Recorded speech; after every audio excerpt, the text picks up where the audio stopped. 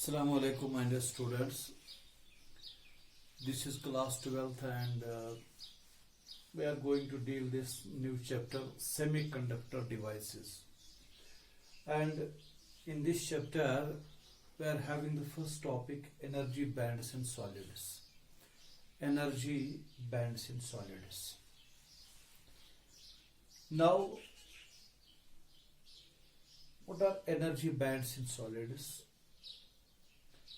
You must know that if we take an isolated atom,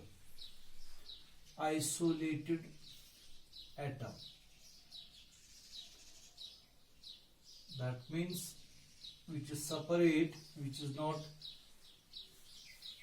involved in the formation of the crystal, you know that there are discrete energy levels associated with the energy of the electrons. यानी कि जो एक isolated atom होता है, हर एक electron की discrete energy level होती है. आपको पता है, say we are having sodium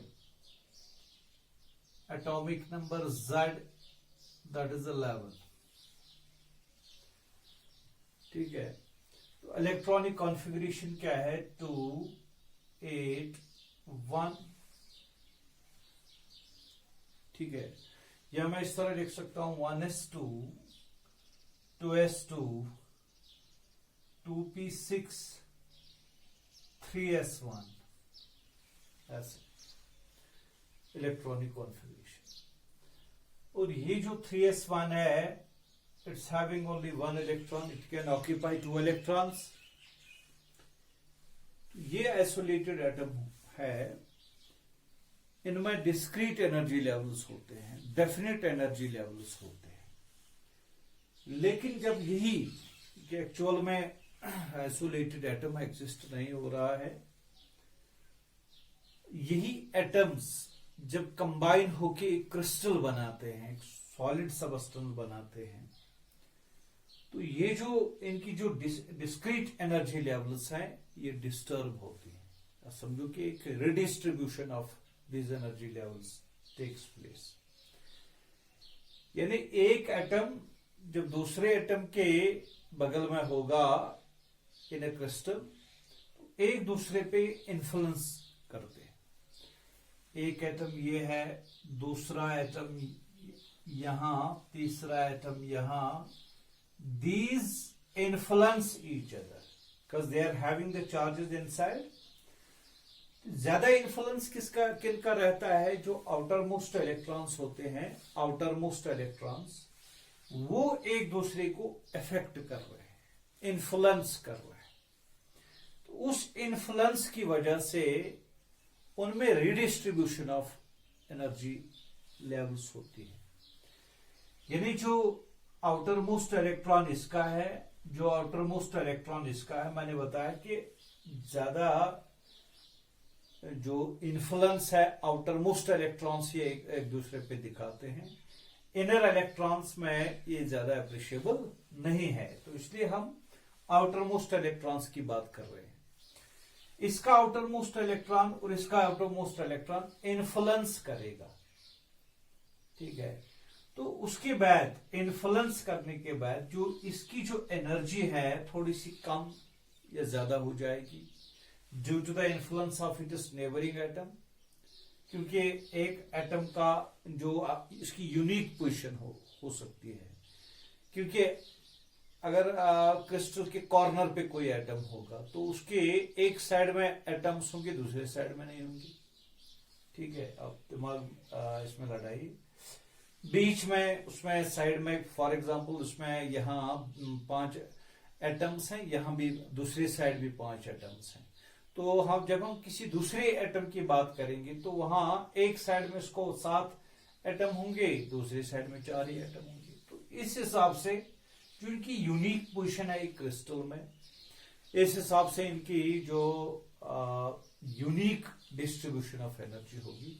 यानी इन इलेक्ट्रॉन्स की एनर्जी कम या ज्यादा हो सकती है. आउटर मोस्ट इलेक्ट्रॉन्स की. So what happens, instead of having a single energy level, these electrons possess a range of energies from lower value to higher value, from one value to another value, although they are very close to each other. ऐसा कि हम कहते हैं कि एक crystal में कितने atoms होते हैं, जनरली वी से 6.023 into 10 raised power 23, 10 raised power 23. ठीक है, 10 raised power 23. तो ये जो है इलेक्ट्रॉन्स जो हैं, इन एटम्स के इलेक्ट्रॉन्स जो हैं, उनकी जो एनर्जी होगी, उनकी जो एनर्जी डिफरेंस होगी एक इलेक्ट्रॉन और दूसरे इलेक्ट्रॉन के दरमियान जो ये एनर्जी डिफरेंस होगी, that will be very small, of the order of 10 raised power -23. So this is a very close range of energies, ऐसे close range of energies possessed by these electrons. So we call this range of energies possessed by the electrons as the energy band. So in an isolated atom we talk of energy level, energy shell, while as in case of a crystal, these energy levels are replaced by energy bands. What are energy bands? They are the range of energies possessed by the electrons. And if the range of energies possessed by the valence electrons, then it is particularly called as valence band. It's called as valence band. Valence band, जैसा कि मैंने यहां figure में लिखा है VB, valence band. ठीक है. So what is valence band? It is the range of energies possessed by the valence electrons. Now one more thing is that this valence band can be filled, half filled. Above the valence band there is one more band, one more range of energies which can be occupied by the electrons. यानी जो electron valence band में है, तो ये तो highest field band है, ये तो फील्ड बैंड है, लेकिन उसके ऊपर भी बैंड्स हो सकते हैं. जो इलेक्ट्रॉन वैलेंस बैंड से उस बैंड में जाएंगे वो फ्री वहां होंगे. Those electrons will be free in that band. And that band is called a conduction band. What is that band called? So valence band is the highest filled band. Above the valence band there is conduction band. This conduction band is the lowest filled empty band, lowest empty band. Now the valence band, the electrons from the valence band may acquire some energy. वो energy कुछ हासिल कर सकते हैं outer मतलब बैरूनी external agency से, जैसा कि हम इसको थर्मल एजिटेशन दे सकते हैं. वैलेंस बैंड से इलेक्ट्रॉन निकल के कंडक्शन बैंड में जाएंगे. But these valence band and conduction band जो है उनके दरमियान एक रेंज ऑफ एनर्जीज हैं जिनमें इलेक्ट्रॉन फॉरबिडन है. Where there can not be electrons. That means either we can have valence band is filled. Now this conduction band is empty. Conduction band is empty. The electrons from the valence band may jump to the conduction band due to the supply of external energy. And those electrons which have reached to the conduction band, they are free. They are free electrons there. And we call them conduction band electrons, and this band is the conduction band. The electrons which are in the conduction band are free and they can constitute current under the action of electric field. जब हम उस पे electric field apply करेंगे तो वो constitute करेंगी current. They are free.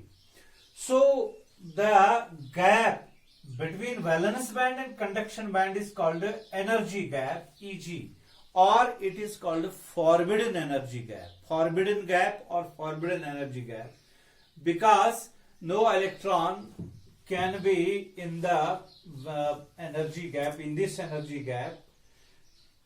The electrons are in the valence band. It is the highest filled band.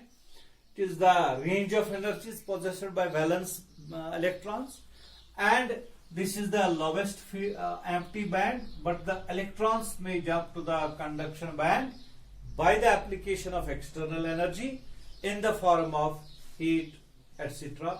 So the energy which is required, जो energy इनको जरूरत होगी वैलेंस बैंड से कंडक्शन बैंड में जाने के लिए, वो इस एनर्जी गैप के बराबर होगी. मिनिमम वैल्यू उसका एनर्जी गैप के बराबर होना चाहिए. ठीक है.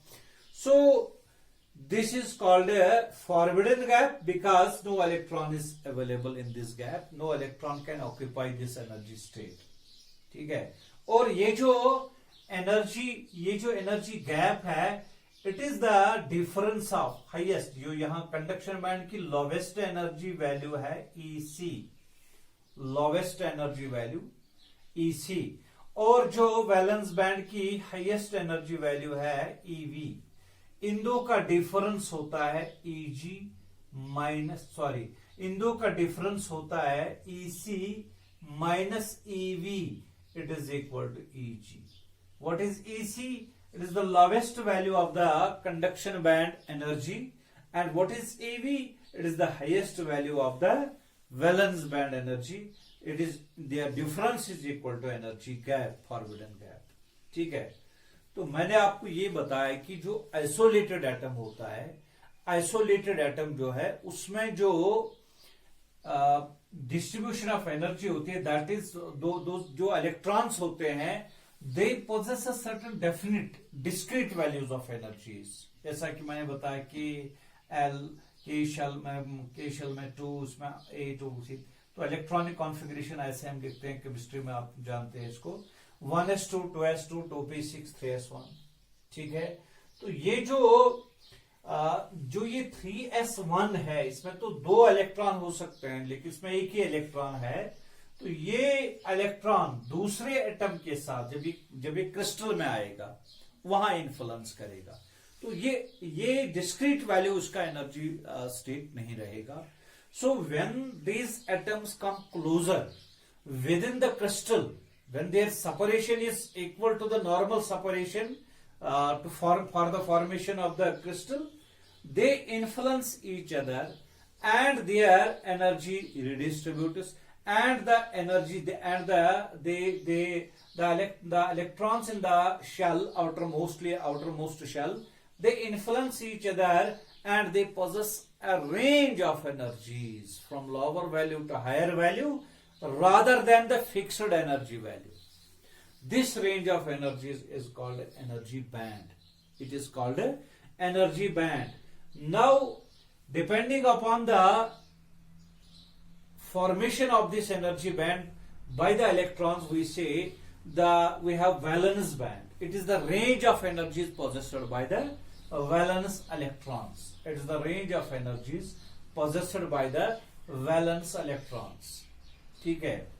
तो it is the highest filled band, and above the valence band there is one more band, that is empty, lowest empty band, where that is called a conduction band. And there is a gap between the two. There is a gap, that is energy gap, not the distance gap. Energy gap between the valence band and conduction band. That energy gap is equal to EC minus EV, where EC is the lowest value of the conduction band and EV is the lowest value of the valence band energy. It is equal to energy gap. It is also called forbidden gap, because no electron is available in this gap. No electron can remain in this gap. When the external energy is given to the valence band electrons, that external energy must be at least equal to this energy gap. It must be at least equal to the energy gap, so that the valence band electrons jump to the conduction band, and when they reach to the conduction band, they are free there and they constitute current under the action of external electric field. ठीक है, now जो आप यहां figure देख रहे हैं, what is it actually, ये energy bands को समझाने के लिए एक एग्जांपल हमने लिया है सिलिकॉन का। यू नो सिलिकॉन जो है it's a semiconductor, carbon family से ताल्लुक रखता है। तो we have Z equal to Z, atomic number इसका 14 है, the atomic number of silicon is 14 and you must know that is electronic configuration। Silicon की इलेक्ट्रॉनिक कॉन्फ़िगरेशन है 1s2 2s2 2p6 3s2 3p1 3s2 3p2 14। Yes, देखिए 1s2 2s2 2p6 3s2 3p2, total इसमें एक silicon atom है। एक silicon atom की बात हम करते हैं, पर एटम की बात करते हैं, तो उसमें 14 एटॉमिक नंबर में 14 है। तो इलेक्ट्रॉनिक कॉन्फ़िगरेशन हम इस तरह लिखते हैं। तो उसमें आउटर मोस्ट इलेक्ट्रॉन्स जो हैं एक एटम में 4 है, यानी in an atom we are having 4 outermost electrons, यानी जो एनर्जी स्टेट्स हैं पर एटम के दैट इज 4। लेकिन अगर यही एटम्स एक सिलिकॉन क्रिस्टल बनाएंगे, समझो कि इसमें n एटम्स हैं, if we are having a silicon crystal and there are n atoms in it which is 10⁻23। अब हमने n लिखा इधर, तो कितने एनर्जी स्टेट्स में आ सकते हैं, दैट इज 4n। ठीक है, 4n दैट इज फील्ड है 4n। लेकिन इसमें अवेलेबल कितने हैं, एक एटम में अवेलेबल है, ये देखो इसमें ये p, इसमें 6 इलेक्ट्रॉन हो सकते हैं। देखो ये s है, इसमें 2 हो सकते हैं, जो ये p है आपको पता है px py and pz, px py pz, this is s से इसमें 2 इलेक्ट्रॉन्स हो सकते हैं, इसमें 2 इलेक्ट्रॉन्स हो सकते हैं, इसमें 2 इलेक्ट्रॉन्स हो सकते हैं। 2 2 2 that is 6 and 2 that is 8। तो एक एटम में, पर एटम में 8 एनर्जी स्टेट्स हो सकते हैं। तो ओवरऑल क्रिस्टल में 8n एनर्जी स्टेट्स। ठीक है, 8n, क्योंकि ये पर एटम की बात है। तो 4n इसमें फील्ड है, तो मैं इस तरह लिख सकता हूं, टोटल क्या है, टोटल तो 8n है। फील्ड कितने हैं, filled are 4n energy states. Vacant कितने हैं, एम्प्टी कितने हैं, दैट इज 4n। तो ये जो है 4n energy states are filled and 4 energy states are vacant out of 8n in case of silicon crystal.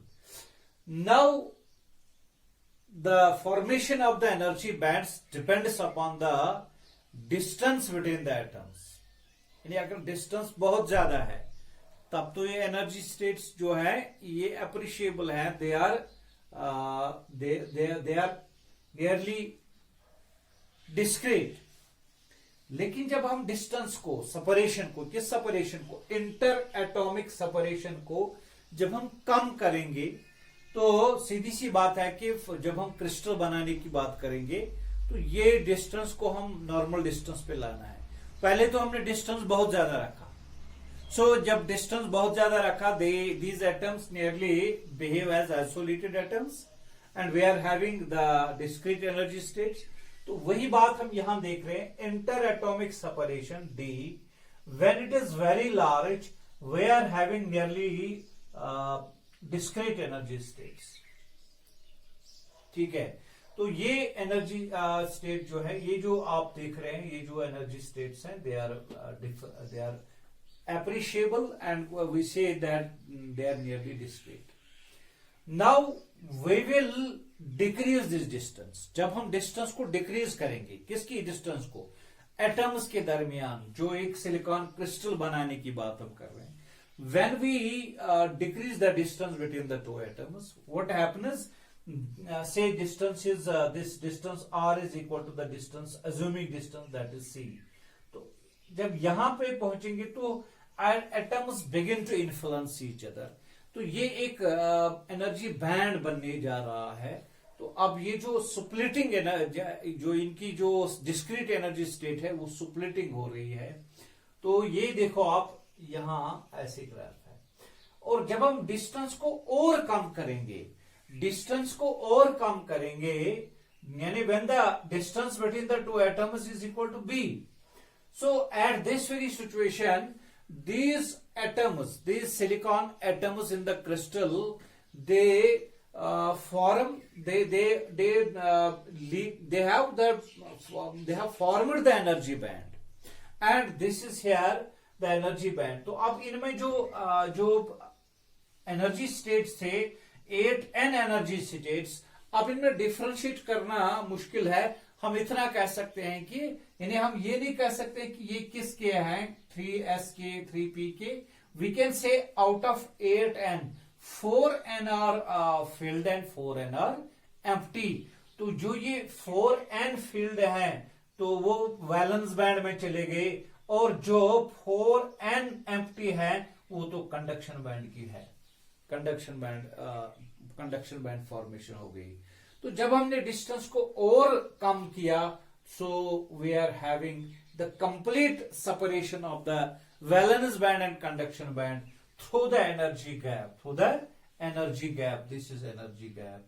तो ये हमने एक एग्जाम्पल चूज किया था सिलिकॉन का एनर्जी बैंड्स इन सॉलिड्स. अक्सर ये जो डायग्राम है ये हम देखते हैं बुक्स में, लेकिन समझ में नहीं आता ये है क्या. But it is simply the example for the formation of the, कभी किसी बुक ने सिलिकॉन का दिया है, किसी ने सोडियम का दिया है. तो ये एक चीज आपको याद रखना है. अब लास्ट में जो इसको याद रखना है, एक और पॉइंट वो ये है कि difference between metals, semiconductors and insulators on the basis of this. एक मिनट में लाइट ऑन करता हूं.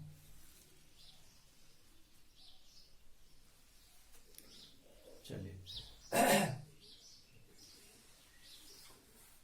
तो मैंने बताया कि जो मटेरियल्स हैं उनको हम क्लासिफाई करते हैं मेटल्स या कंडक्टर्स, इंसुलेटर्स और सेमीकंडक्टर्स में, on the basis of resistivity और कंडक्टिविटी. यानी रेजिस्टिविटी का वैल्यू या कंडक्टिविटी का वैल्यू जो है उस बुनियाद पे हम बोल सकते हैं कि metals are classified as conductors और मेटल्स, सेमीकंडक्टर्स एंड इंसुलेटर्स. और आपको याद होगा जो मैं आपको यहां वैल्यू देता हूं, जो मेटल्स हैं उनकी जो रेजिस्टिविटी वैल्यू है that is 10 raised power -2, 10 raised power -2 to 10 raised power -8, और रेजिस्टिविटी का यूनिट है ओम मीटर. ये किसके बारे में है? मेटल्स के बारे में है. बहुत कम वैल्यू है रेजिस्टिविटी का मेटल्स के लिए. ठीक है. तो अगर कंडक्टिविटी की बात करेंगे, कंडक्टिविटी इनमें है इसका reciprocal 10 raised power 2 to 10 raised power 8 Simon पर मीटर. ऐसे तो ये तो मेटल्स की बात आएगी. अगर हम सेमीकंडक्टर्स की बात करेंगे, सेमीकंडक्टर्स उनमें रेजिस्टिविटी थोड़ा ज्यादा होता है कंडक्टर्स के मुकाबले में. तो कितना होता है इसका रेजिस्टिविटी वैल्यू? तो वो हमने यहां लिखा है सेमीकंडक्टर्स का 10 raised power -5 से लेके 10 raised power 0 ओम मीटर तक. इससे कम ही मिलेगा इसको वैल्यू, क्योंकि इनमें सेमीकंडक्टर्स, ठीक है, इसके रेजिस्टिविटी से ज्यादा होगी, कम नहीं होगी। देखो -2 to -8, -5 to 0। सिग्मा इसका जो है that is 10⁵ to 10⁻0 ohm metre, sorry siemens पर मीटर कंडक्टिविटी के लिए। तो इसी तरह हम इंसुलेटर्स की बात करते हैं। इंसुलेटर्स, उनमें सिग्मा का वैल्यू जो है, ये रेजिस्टिविटी रो का वैल्यू बहुत ज्यादा होता है। वो कितना है, that is 10⁻11 to 19, 10⁻11 to 10⁻19 ohm metre. Sigma का वैल्यू होता है 10⁻11 to 10⁻19 साइमन पर मीटर। तो ये तो हम कंडक्टिविटी की बुनियाद पे या रेजिस्टिविटी की बुनियाद पे हम इनको क्लासिफाई करते हैं, मेटल्स को, सेमीकंडक्टर्स को, इंसुलेटर्स को।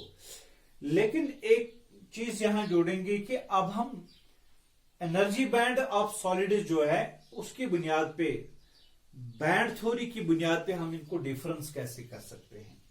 तो आपको ये याद रखना है कि जो मेटल्स हैं उनमें जो वैलेंस बैंड होता है, पहला पॉइंट आप याद रखिए, valence band is filled, conduction band is empty, but valence band and conduction band nearly overlap, और we can say energy gap is either 0 और very close to 0, negligible. Valence band और conduction band के दरमियान जो energy gap है, जैसा कि हम सोडियम की बात करते हैं, अगर हम सोडियम की का देखेंगे 1s2, 2s2, 2p6, 3s1, तो ये लास्ट में 3s1 है, इसमें 2 इलेक्ट्रॉन हो सकते हैं। तो 2 इलेक्ट्रॉन है, तो इसका मतलब है कि अगर हम क्रिस्टल की बात करेंगे दैट इज 2n। तो 2n एनर्जी स्टेट्स अवेलेबल हैं। 2n में से उसमें एक फील्ड है, एक इलेक्ट्रॉन, और हाफ अनफील्ड है। लेकिन जब हम एनर्जी गैप की बात करते हैं, in this case valence band and conduction band overlap. So metals में कंडक्टिविटी ज्यादा होती है, जिसका ये मतलब है उसमें वैलेंस बैंड फील्ड है, कंडक्शन बैंड एम्प्टी है, लेकिन वैलेंस बैंड और कंडक्शन बैंड ओवरलैप हो रहे हैं, जिसका ये मतलब है कि जो वैलेंस बैंड के इलेक्ट्रॉन है वो तो सीधे आसानी से किस में चले जा सकते हैं, कंडक्शन बैंड में। तो इसीलिए हम बोलते हैं मेटल्स में आउटर मोस्ट इलेक्ट्रॉन्स फ्री होते हैं, वही कॉन्स्टिट्यूट करते हैं करंट। तो खाली यहां इलेक्ट्रिक फील्ड अप्लाई करना है। वैलेंस बैंड से इलेक्ट्रॉन को कंडक्शन बैंड में नहीं ले जाना है। वैलेंस बैंड में जो इलेक्ट्रॉन्स हैं they are available in the conduction band because of the negligible energy gap. इसलिए इलेक्ट्रिक फील्ड अप्लाई करने से इनकी जो कंडक्टिविटी है वो बढ़ जाती है, and they are having appreciable this value of the conductivity. ठीक है, तो इसके बाद जो ये सेमीकंडक्टर है उनकी कंडक्टिविटी इससे कम ही है। उसमें क्या है, उसमें वैलेंस बैंड जो है वो फील्ड है, valence band is filled, but conduction band empty है, जिस तरह मैंने इससे पहले बताया। लेकिन valence band is completely filled, conduction band is empty, but there is an energy gap between the valence band and the conduction band. It is not zero, although its value is small, उसका value कितना है, its value is of the order of 1 electron volt. Energy gap in semiconductors it is of the order of 1 electron volt. और इसके round about, जैसा कि हम silicon की बात करते हैं, दैट सिलिकॉन में 0.76, एक मिनट में देखता हूं, सिलिकॉन में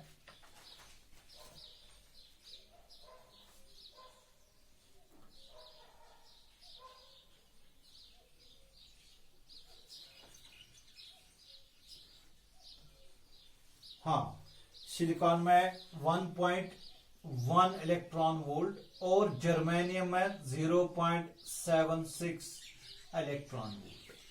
इसी को कहते हैं of the order of 1 electron volt. तो ये जो एनर्जी है, एनर्जी गैप है इन सेमीकंडक्टर्स में, ये it is a small value but it is not zero.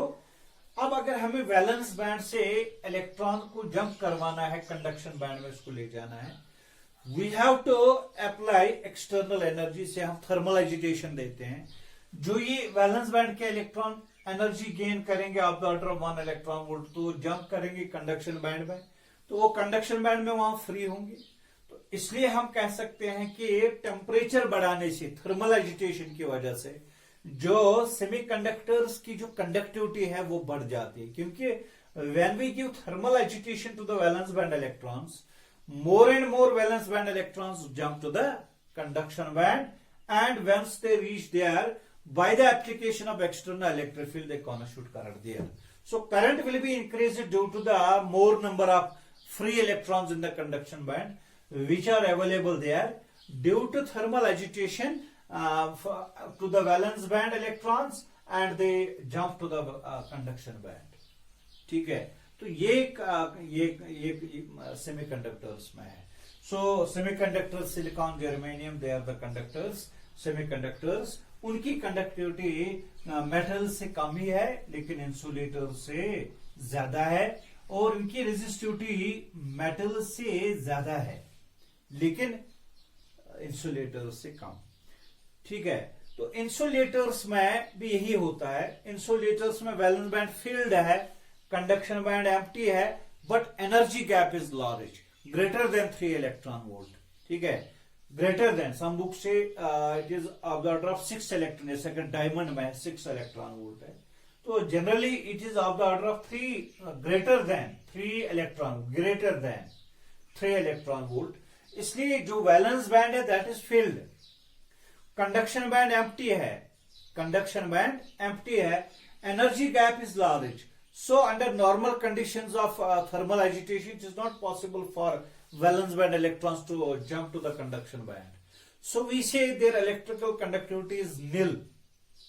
ठीक है, जो सेमीकंडक्टर्स है ये बात आपको याद रखना है, नॉर्मल यानी जो रूम टेम्परेचर है, रूम टेम्परेचर पे ही वैलेंस बैंड के इलेक्ट्रॉन जंप हो सकते हैं कंडक्शन बैंड, क्योंकि उनको एनर्जी गैप बहुत कम है, इनको बहुत कम एनर्जी चाहिए जंप करने के लिए वैलेंस बैंड से कंडक्शन बैंड की तरफ चले जाने की। लेकिन जो इंसुलेटर है, इंसुलेटर में वैलेंस बैंड के इलेक्ट्रॉन्स को बहुत ज्यादा एनर्जी चाहिए कंडक्शन बैंड में जाने के लिए, because of the higher value of energy gap. ठीक है, तो इसलिए हम कहते हैं इनकी इलेक्ट्रिकल कंडक्टिविटी नील है। लेकिन जो सेमीकंडक्टर है एब्सोल्यूट जीरो पे वो बिहेव करता है as an insulator. At an absolute zero of temperature a semiconductor behaves as an insulator because at absolute zero there are no free electrons which have reached to the conduction band. ठीक है, तो फिर हम उसको normal temperature देते हैं, room temperature, उस पे जंप करते हैं। तो फिर मैंने ये डिफरेंस बताया। तो इस हिसाब से we have differentiated metals, semiconductors and insulators on the basis of energy bands in solids. तो ये पहला क्वेश्चन होता है सेमीकंडक्टर डिवाइसेस में एनर्जी बैंड्स इन सॉलिड्स आप डिस्कस कीजिए, यानी कि और डिफरेंस बताइए मेटल्स या कंडक्टर्स और सेमीकंडक्टर्स और इंसुलेटर्स के दरमियान on the basis of energy bands. तो यही मैं आपको समझाने जा रहा था। This graph pertains to the energy band formation for the silicon crystal. ठीक है, तो hope that you have understood. तो बेटा आपने ये जो चैप्टर है इट इज सेमीकंडक्टर डिवाइसेस है, it's a very interesting chapter and we have started it today, just for 12th class we have started it today and we will go through it in due course of time. Thank you very much.